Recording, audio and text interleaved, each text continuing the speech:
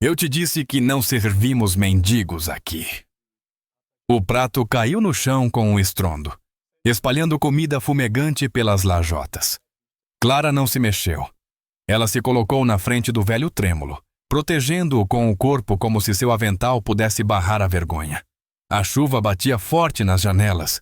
Os poucos clientes restantes desviaram o olhar, fingindo que não tinham ouvido nada. Ela enfiou a mão no bolso. Então tire do meu gorjeta. Mas aquilo não foi suficiente. Você está demitida, fora daqui. Na manhã seguinte, assim que o sol rompeu as nuvens, 200 soldados em uniforme completo estavam em silêncio do lado de fora da mesma lanchonete. Eles não vieram tomar café. Vieram por ela. Clara James não era o tipo de mulher que chamava a atenção. Nem tentava. Aos 32 anos, já estava acostumada a viver nos espaços entre as conversas, enchendo xícaras de café, limpando balcões, oferecendo sorrisos discretos que ninguém retribuía. Numa cidade como Ridgefield, Kentucky, onde a fábrica havia fechado e a tinta das fachadas descascava lentamente, ser invisível não era uma escolha. Era uma tática de sobrevivência. Ela usava o avental marrom como armadura, e seu rabo de cavalo estava sempre preso justo o bastante para manter o peso do dia fora dos ombros. Na maioria das manhãs, abria a lanchonete do Billy antes mesmo do nascer do sol. À noite, fechava muito depois do último freguês ir embora. Ninguém perguntava por que ela fazia turnos duplos. Na verdade, ninguém perguntava muito sobre ela. Mas Clara tinha seus motivos. Todos levavam de volta a um pequeno apartamento com uma janela rachada na cozinha, um gato caolho chamado Smokey e uma caixa de sapatos cheia de medalhas de guerra debaixo da cama. Ela fora criada pelo avô, Henry James, um veterano da Guerra da Coreia com as costas arqueadas, língua afiada e um coração macio como pão de milho. Ele assumiu os cuidados quando os pais dela desapareceram em meio a seus próprios erros. Criou Clara com histórias de disciplina, dignidade e de fazer o certo mesmo quando ninguém aplaude. Principalmente nessas horas, Clara. Ele dizia, tragando seu velho cachimbo, honra não é algo barulhento. É silenciosa. Como varrer a varanda antes da visita chegar, mesmo que ninguém apareça. Quando ele faleceu, 3 anos antes, o mundo perdeu um de seus melhores ouvintes. Clara não chorou muito no funeral. Não porque não doía, mas porque sabia que ele gostaria que ela se mantivesse firme. Fique ereta, ele sussurrava, mesmo quando se sentir pequena. Desde então, ela enterrou essa força bem fundo. Trabalhava de manhã cedo até tarde da noite, cuidava de Smokey e pagava o aluguel pontualmente. Pelo menos até o mês anterior, quando sua colega de quarto perdeu o emprego. Desapareceu sem aviso e a deixou com uma conta atrasada de luz, metade de um contrato e um proprietário impaciente. Quando arrastou sua mala e uma caixa com o essencial para um quarto alugado sobre uma oficina mecânica, Smokey miou uma vez, esfregou o rosto com cicatriz na panturrilha dela e se enroscou em uma gaveta forrada com um pano de prato. Clara encarou o teto aquela noite, com uma mão sobre o gato, e prometeu a si mesma que superaria novamente. O novo lugar mal superava um depósito. Uma das tomadas faiscava se ela olhasse torto. A torneira do banheiro gritava como uma alma penada. Suas economias, exatos $64,38, minguavam. Mas ainda assim ela acordava às 5 da manhã e caminhava até a lanchonete debaixo de chuva. Ainda sorria para os clientes que deixavam moedas como gorjeta. Ainda levava para Smokey uma colher de atum escondida do estoque da sala de descanso sempre que podia. As pessoas da cidade diziam que Clara James era uma moça quieta, mas o que realmente queriam dizer era que ela nunca pedia nada. Não reclamava quando alguém derrubava café nos seus sapatos. Não se abatia quando o cozinheiro gritava ordens em meio à gordura. Não discutia quando seu contra-cheque vinha mais leve e o gerente dizia que ela deveria ser grata por ter emprego. Mas o que eles não viam era que Clara notava tudo. Notava quais fregueses pareciam mais solitários depois de terminar a refeição. Notava quando o novo lavador de pratos tinha hematomas que não sabia explicar. E, especialmente, notava aqueles que entravam fugindo da chuva, pedindo apenas um copo d'água e nunca encaravam seu olhar. A vida dela era um mosaico de pequenas gentilezas e fardos invisíveis, e ela os carregava todos sem reclamar. Às vezes, à noite, segurava as plaquetas do avô em uma mão e Smokey na outra e sussurrava: "Estamos bem, ainda estamos bem." Mas a verdade era que ela estava cansada. Não apenas cansada nos ossos, mas cansada na alma, de tanto fingir, de tanto engolir injustiça, de tanto assistir ao mundo passar enquanto permanecia à margem. Ela nunca pediu por um milagre. Só esperava que o telhado não voltasse a vazar. E ainda assim, numa daquelas noites chuvosas, uma terça-feira como qualquer outra, quando a porta da lanchonete rangeu e um homem encharcado, trêmulo, usando um velho casaco militar entrou mancando, Clara não viu um estranho, viu seu avô. E naquele instante, algo mudou. Não no mundo. Dentro dela. Đôi đây là part 2 của bản dịch tiếng Bồ Đào Nha, tiếp nối câu chuyện về Clara James. Part 2. A chuva caía de lado quando a porta da lanchonete se abriu com um rangido. O vento soprou uma lufada de ar gelado para dentro do salão e todas as cabeças se viraram instintivamente, ainda que apenas por um instante. Um homem estava na entrada, encharcado até os ossos. Seu casaco, outrora verde militar, agora pendia em farrapos, pesado de água. Uma insígnia desbotada do exército dos Zioa ainda resistia na manga. Sua barba era grisalha, irregular e mal cuidada. A perna esquerda arrastava-se atrás dele, envolta em ataduras que já tinham visto dias melhores. Suas mãos, trêmulas ao remover um gorro de lã surrado, estavam cobertas de calos, com os nós dos dedos cicatrizados e inchados. Ele segurava um pequeno saco de papel junto ao peito, como se fosse feito de vidro. Clara estava atrás do balcão, tentando limpar uma teimosa mancha de ketchup. Ela não se assustou. Viu o modo como ele hesitou, incerto, vasculhando o salão. Não por uma mesa, mas por permissão para existir. A maioria dos outros clientes desviou o olhar, subitamente absorvidos em seus cafés ou celulares. A garçonete do turno anterior já tinha dito uma vez: gente assim não quer ajuda, quer atenção. Clara nunca acreditou nisso. Pensava que pessoas assim só estavam tentando ser invisíveis. Ele se arrastou até uma cabine no canto mais afastado, silenciosamente, com respeito. Não se sentou. Apenas ficou ao lado do assento, com uma das mãos apoiada no encosto, como se precisasse de apoio. Clara se aproximou, ainda com o pano na mão, seu avental já encharcado do turno anterior. "Boa noite", disse suavemente. "Posso trazer algo quente para você?"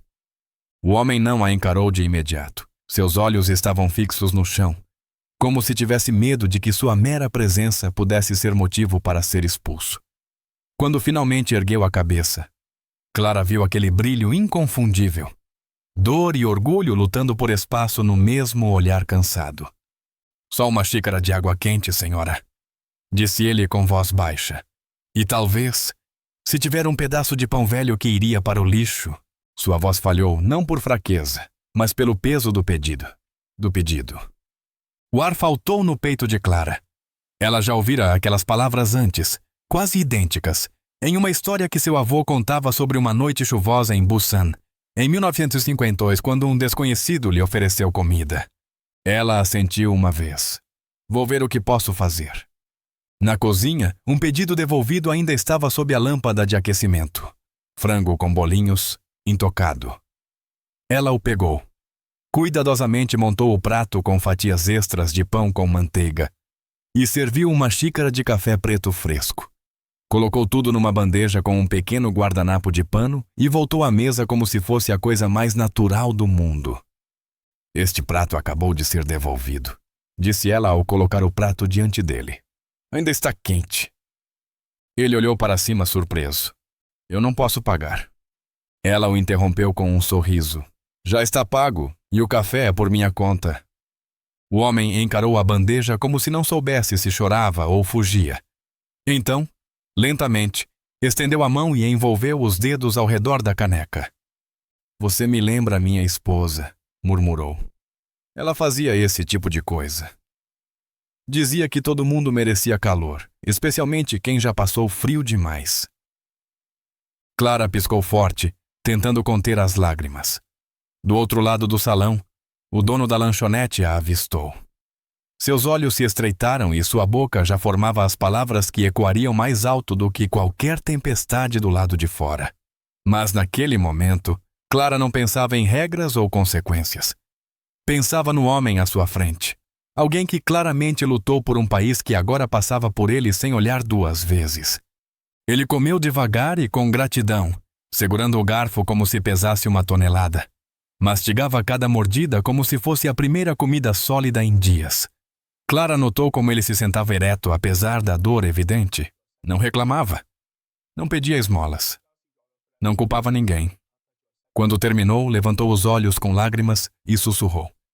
Você salvou uma alma esta noite, senhorita. Pode estar quebrada, mas não esquecida. Ele enfiou a mão no bolso interno do casaco e tirou uma plaqueta militar enferrujada, a corrente gasta e opaca. Apertando-a na mão dela, disse: Meu nome é Ellie Turner. Se eu não sobreviver a este inverno, quero que alguém saiba que eu existi. E assim, ele se levantou e desapareceu na tempestade. Sua silhueta engolida pelo cinza. Clara ficou imóvel, a plaqueta quente em sua mão apesar do frio. Ela não sabia o que o amanhã traria. O aluguel ainda vencia. Smokey ainda precisava de comida. O mundo ainda girava em sua indiferença habitual. Mas algo dentro dela tinha mudado. Pela primeira vez em muito tempo, sentia que tinha feito algo que importava. A chuva caía de lado quando a porta da lanchonete se abriu com um rangido. O vento soprou uma lufada de ar gelado para dentro do salão, e todas as cabeças se viraram instintivamente, ainda que apenas por um instante. Um homem estava na entrada, encharcado até os ossos. Seu casaco, outrora verde militar, agora pendia em farrapos, pesado de água. Um distintivo desbotado do exército dos Busquiwee ainda resistia na manga. Sua barba era grisalha, irregular e mal cuidada.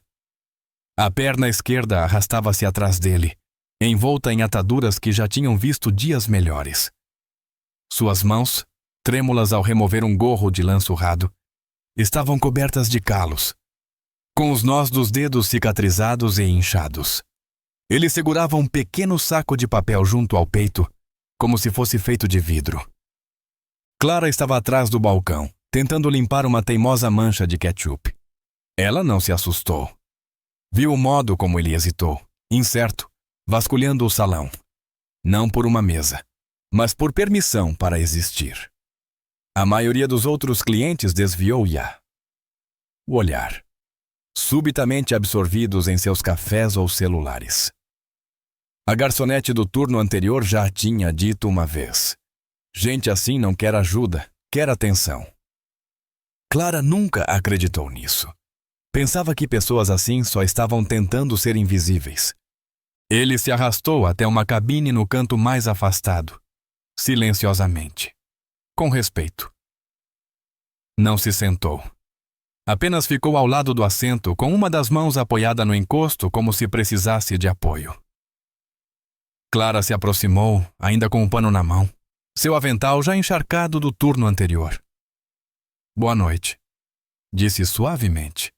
Posso trazer algo quente para você?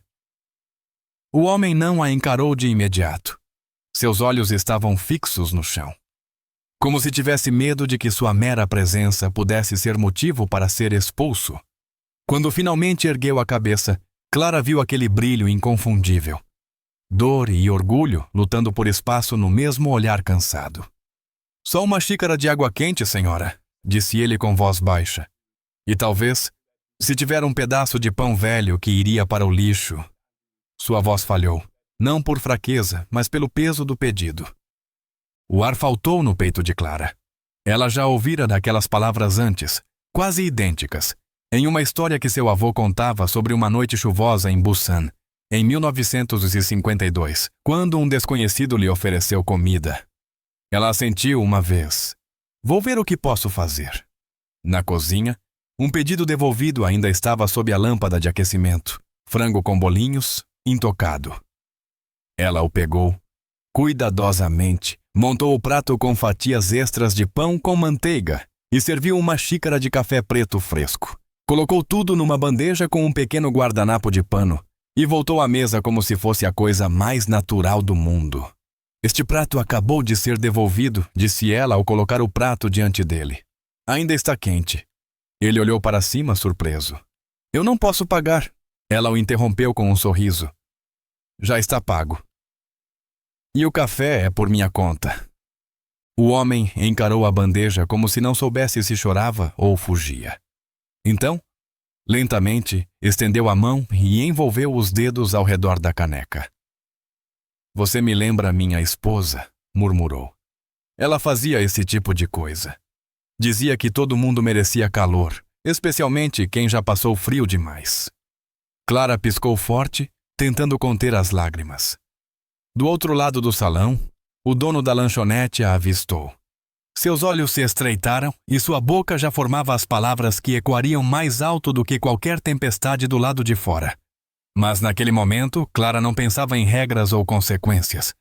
Pensava no homem à sua frente. Alguém que claramente lutou por um país que agora passava por ele sem olhar duas vezes. Ele comeu devagar e com gratidão, segurando o garfo como se pesasse uma tonelada. Mastigava cada mordida como se fosse a primeira comida sólida em dias. Clara notou como ele se sentava ereto, apesar da dor evidente. Não reclamava. Não pedia esmolas. Não culpava ninguém. Quando terminou, levantou os olhos com lágrimas e sussurrou. Você salvou uma alma esta noite, senhorita. Pode estar quebrada, mas não esquecida. Ele enfiou a mão no bolso interno do casaco e tirou uma plaqueta militar enferrujada, a corrente gasta e opaca. Apertando-a na mão dela, disse: Meu nome é Ellie Turner. Se eu não sobreviver a este inverno, quero que alguém saiba que eu existi. E assim, ele se levantou e desapareceu na tempestade, sua silhueta engolida pelo cinza.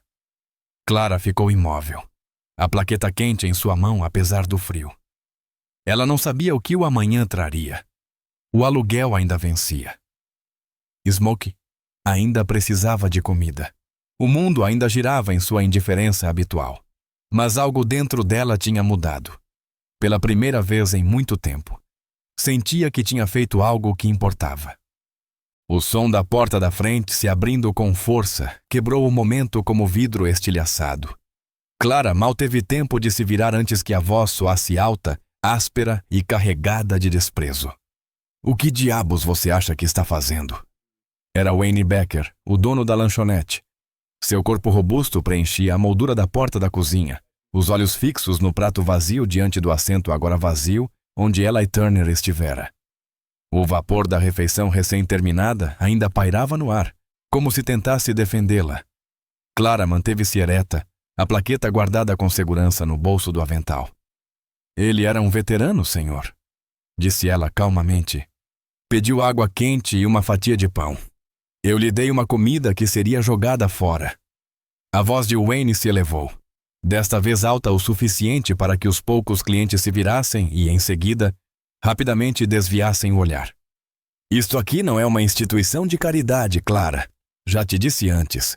Se as pessoas virem a gente alimentando o vagabundo de graça, vão achar que somos um sopão. Um casal de meia-idade no canto ficou em silêncio, mexendo o café com exagerada lentidão. Ninguém encarou Clara. Ninguém disse uma palavra. Ela respirou fundo. Eu paguei pelo café. Pode descontar da minha gorjeta. Wayne bateu com a palma da mão no balcão com um estrondo seco, como um tiro. Eu disse não, rugiu. Você me fez parecer fraco na frente dos clientes. Você não decide como eu administro este lugar. Então veio o golpe final. Você está demitida, agora. Pegue suas coisas e saia. Seu dedo apontou para a porta como uma adaga. A lanchonete ficou mais fria naquele instante. Não por causa da chuva lá fora, mas por causa do que faltava ali dentro. Decência, apoio, alguém disposto a dizer uma palavra em sua defesa. As mãos de Clara tremiam, enquanto ela desamarrava o avental. Não estava surpresa, não de verdade. Decepcionada, sim. Magoada, sem dúvida. Mas surpresa não. O que doía mais do que os gritos era o silêncio de todos os outros. A mulher do canto inclinou-se em direção ao marido e sussurrou: "É isso que acontece quando você traz problema para dentro." Alguém pigarreou. Mudou desconfortavelmente na cadeira e voltou a ler o cardápio como se nada tivesse acontecido. Ninguém se levantou. Ninguém disse que ela estava certa. Ninguém sequer agradeceu. Ela saiu para a chuva torrencial. Seus sapatos de lona encharcaram em segundos, o cabelo grudado na testa. Carregava a bolsa nos braços, mas a coluna seguia ereta, como seu avô lhe ensinara. Do lado de fora, ficou parada sob a marquise, o coração disparado. Não chorou. Não podia se dar a esse luxo agora. Um som de movimento chamou sua atenção. Do beco ao lado da lanchonete, o veterano reapareceu, mancando com esforço. A respiração era rasa, mas os olhos ainda carregavam aquele fogo calmo. "Vi o que aconteceu", disse ele. "Não devia ter deixado você pagar o preço por mim." Clara balançou a cabeça. "Você não fez nada de errado." Ele enfiou a mão novamente no casaco e pressionou algo na mão dela. Sua plaqueta. "Você acabou de salvar uma alma despedaçada, menina", disse com voz rouca. "Você me lembrou que eu não sou invisível." Antes que ela pudesse responder, ele se virou e desapareceu novamente na chuva. Naquela noite, Clara sentou-se em seu quartinho apertado, smoky, enroscado ao lado do quadril. Suas roupas molhadas penduradas de qualquer jeito sobre uma cadeira. A única luz vinha de um poste filtrando-se pelas persianas. Na tela rachada do celular, ela atualizava sua conta bancária. $42. Faltavam 12 dias para o vencimento do aluguel. Ela estava sem emprego, sem plano de saúde, sem plano B. Mas tinha algo mais. Coragem. E estranhamente, num mundo que acabara de rejeitá-la, isso parecia uma espécie de riqueza. Pegou a plaqueta militar, leu o nome gravado no metal desgastado. Turner Eli J. número de série F462. O restante estava desbotado, quase ilegível. Passou o polegar pelas letras, imaginando onde ele serviu, o que perdeu, e por que este país, esta cidade, pôde esquecê-lo tão facilmente. Na manhã seguinte, o mundo de Clara mudou novamente. Ela nem sabia que um adolescente havia filmado tudo até que o vídeo se espalhou pela internet. A gravação, tremida e granulada, feita do outro lado do salão, mostrava Clara de pé com uma firmeza silenciosa, o dedo do dono da lanchonete apontando agressivamente para a porta, sua voz alta e cruel. Ao meio-dia, o vídeo já havia viralizado, mas não da forma que ela esperava. Os comentários eram duros. Regras são regras. Ela devia ter pedido permissão antes. Aposto que não foi a primeira vez que ela deu comida de graça. Talvez estivesse roubando. Seus antigos colegas de trabalho a removeram das redes sociais. Um deles até mandou uma mensagem privada. "E sempre tentando bancar a heroína. E agora, como está funcionando isso?" Clara se candidatou a vagas em 3 outras lanchonetes naquele dia. Nenhuma sequer retornou a ligação. Em um dos lugares, o gerente a olhou, hesitou e disse gentilmente: "Não podemos arriscar esse tipo de atenção, querida. Nada pessoal." Outro nem deixou que ela terminasse de preencher o formulário. Apenas o empurrou de volta e apontou para a porta. Ao cair da tarde, ela vagava pelo centro da cidade, molhada, cansada, exausta. A plaqueta militar pesava no bolso do casaco.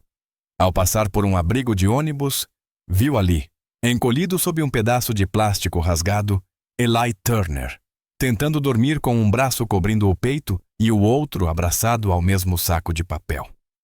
Clara ajoelhou-se ao lado dele, colocou um pequeno pacote embrulhado em jornal, metade de um sanduíche, o que ela tinha, e sussurrou: "Obrigada por lembrar de mim." Então se levantou e foi embora, sem saber que um veículo militar preto havia parado na esquina. Dentro dele, um homem de uniforme observava sua partida e fez uma ligação. A chuva parou pouco antes do amanhecer. Deixou para trás uma cidade lavada em silêncio. As ruas brilhavam com poças rasas, refletindo a primeira luz dourada que atravessava as nuvens baixas. O centro de Ridgefield ainda dormia. As vitrines estavam escuras, os semáforos piscavam em amarelo e o ar cheirava a asfalto molhado e algo mais. Expectativa. Às 6h45 em ponto, o rumor começou. Não de motores, nem de passos, mas de presença. Um a um, SUVs pretos entraram pela rua estreita principal, formando uma procissão silenciosa que parou em frente à lanchonete de Billy. O primeiro a descer foi um homem com um uniforme impecavelmente passado do exército dos Epsuti, o peito coberto de medalhas, os ombros retos como alguém que ainda carregava um campo de batalha nas costas. Ele parou diante da porta da lanchonete e esperou. E atrás dele, como uma página cerimonial se desdobrando em reverência e disciplina, eles vieram. Uma linha de soldados, fileiras e fileiras, de fardas de gala, emergiram dos veículos e das ruas laterais. Alguns eram do exército, outros dos fuzileiros navais, outros ainda da marinha e da força aérea. Todos se alinharam em formação perfeita diante da entrada da lanchonete, estendendo-se pelo quarteirão, silenciosos e imóveis. Ninguém precisou ser avisado para parar e olhar. Carros diminuíram a velocidade. Pedestres congelaram. Comerciantes espiaram pelas vitrines. Numa cidade onde nunca acontecia nada, aquilo era algo. Dentro da lanchonete, Wayne Becker acabava de reabastecer os suportes de guardanapo quando o sino da porta tilintou. Ele olhou para cima e quase deixou cair o copo que segurava. O oficial fardado estava em pé na entrada. Olhar firme. Expressão indecifrável. Gostaria de falar com o proprietário, disse o homem. Wayne avançou, de repente pálido. Eu sou o proprietário. Mais pessoas se aglomeravam do lado de fora, atraídas pelos sussurros e pelos celulares gravando. A multidão crescia. O oficial tirou o cap. Meu nome é Coronel Matthew Turner, filho de Eli Turner. O silêncio estalou como trovão. A boca de Wayne se abriu, mas nenhuma palavra saiu. O coronel prosseguiu, voz calma mas firme. O homem que você humilhou aqui ontem. É a razão pela qual estou vivo. O ar ficou mais denso. Até a cozinha parou. Em 2007, durante minha terceira missão no Iraque, nosso comboio foi emboscado. Meu transporte foi atingido. 12 de nós ficamos presos. Seu mendigo me carregou por 5 quilômetros sob fogo inimigo, com estilhaços na própria perna. Recusou o tratamento até que estivéssemos todos seguros. Ele tirou do casaco uma citação plastificada. Esta é a medalha dele, a estrela de prata. Os olhos de Wayne buscavam alguém, qualquer um que o defendesse. Ninguém se moveu. Ele recusou ajuda por anos, continuou Turner, com a voz falhando ligeiramente. Depois que minha mãe morreu, o transtorno pós-traumático piorou. Ele desapareceu. Procuramos por meses, e agora o encontramos aqui, alimentado e acolhido. Não pelo sistema, não pela cidade, mas por uma garçonete, uma que você demitiu. Murmúrios ecoaram do lado de fora. Celulares gravavam cada palavra, hashtags já começavam a surgir. Eli Turner ganhou medalhas que muitos homens apenas sonham em conquistar. Continuou o coronel retomando o ritmo com firmeza. Mas ele me disse uma vez, medalhas não alimentam os famintos. Então ele penhorou a sua, a estrela de prata, para comprar comida para uma família sem teto. Fez uma pausa e completou. A garçonete que o defendeu ontem me lembrou o país que ele achava ter perdido. Ao ouvir isso, um jovem cabo entrou pela porta carregando um pequeno estojo preto. Dentro, estava exatamente a medalha que Eli havia penhorado. O coronel se virou para a entrada. Tragam-na até aqui. Clara não fazia ideia do que estava acontecendo até alguém bater à porta do quartinho alugado sobre a oficina. Uma repórter local, ofegante e corada, estava ali com uma equipe de filmagem atrás dela. Estão pedindo por você, disse. Os soldados, a rua inteira está fechada. É o coronel Turner. Você precisa vir agora. Clara achou que ainda estava sonhando, mas a multidão, os olhos, os uniformes, as saudações. Tudo era muito real. À medida que se aproximava da lanchonete, a fileira de soldados abriu uma pequena passagem.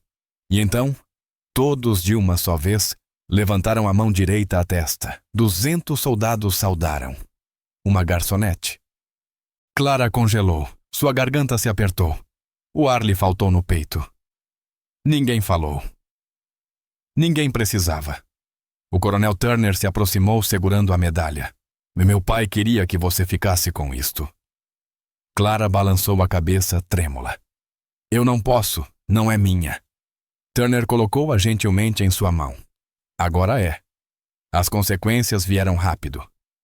A lanchonete fechou no dia seguinte. Fornecedores cancelaram pedidos. Funcionários pediram demissão. Grupos de veteranos protestaram em frente ao local. Wayne Becker desapareceu da cidade em poucas semanas. Mas Clara não se vangloriou. Não deu declarações, não postou nada nas redes sociais. Simplesmente voltou a fazer o que sabia melhor. Servir com força silenciosa. Só que agora ela tinha ajuda. Uma organização sem fins lucrativos, fundada por veteranos, lhe ofereceu um emprego em tempo integral como gerente de uma nova cozinha comunitária. Muitos dos soldados que ela conhecera naquele dia voltaram para ser voluntários. A fila do lado de fora crescia, mas também crescia o calor humano lá dentro. E no canto de seu escritório repousava uma pequena caixa de madeira. Dentro dela, uma bandeira dobrada, a estrela de prata e uma plaqueta militar gasta que nunca mais saiu de seu bolso. Isso não aconteceu da noite para o dia. Justiça nunca acontece assim. Ela se insinua devagar, como a luz da manhã atravessando o parapeito da janela. Silenciosa, constante, imparável. A lanchonete onde Clara James trabalhou um dia agora permanecia escura e vazia. A placa de aberto 24 horas havia se apagado. E um aviso desbotado de aluga-se balançava atrás do vidro. Durante anos, aquele lugar serviu caminhoneiros, moradores e turistas, mas depois daquela manhã, a manhã dos soldados, nunca mais serviu ninguém. Do outro lado da cidade, algo novo havia florescido. Em um velho armazém que antes abrigava máquinas de venda quebradas, as luzes agora permaneciam acesas até tarde da noite. Risos ecoavam pelos corredores. O cheiro de chile, pão de milho e café fresco se espalhava pelas portas abertas. Clara estava no centro de tudo isso. A cozinha comunitária de Ridgefield, operada por uma organização fundada por veteranos, ofereceu a Clara o cargo de gerente dentro de uma semana após o incidente. Ela não havia pedido. Nunca buscou atenção. Mas pessoas como o coronel Turner garantiram que sua história fosse ouvida. Não por aplausos, mas para lembrar ao país como é a verdadeira coragem. No papel, Clara agora era responsável pela cozinha. Na prática, parecia mais uma família do que um trabalho. Veteranos descascavam batatas ao lado de mães solteiras.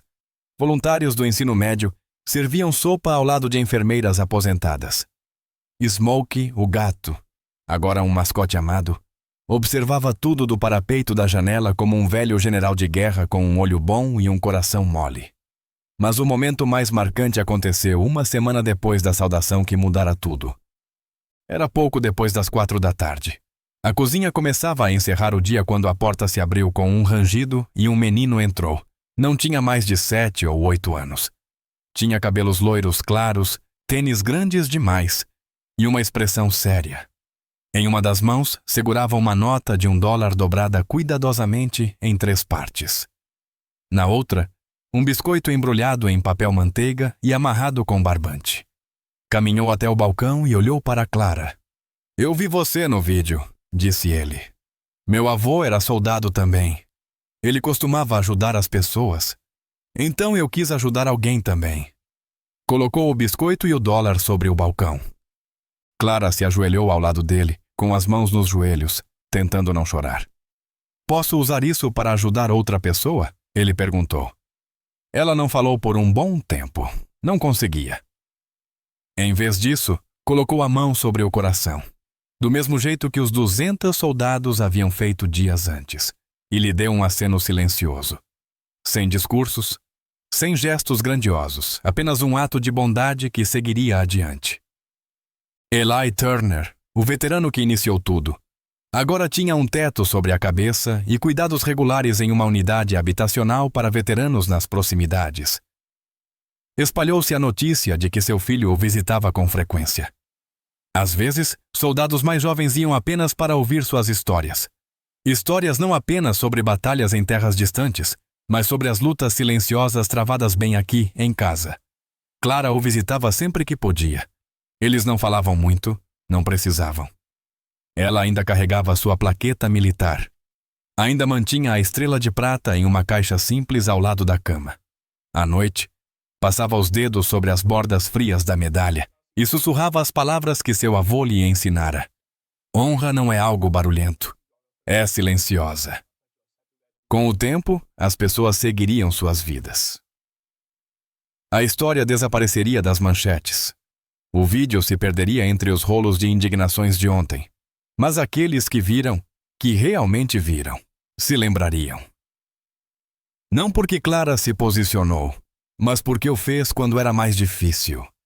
Porque ela deu sem esperar nada em troca.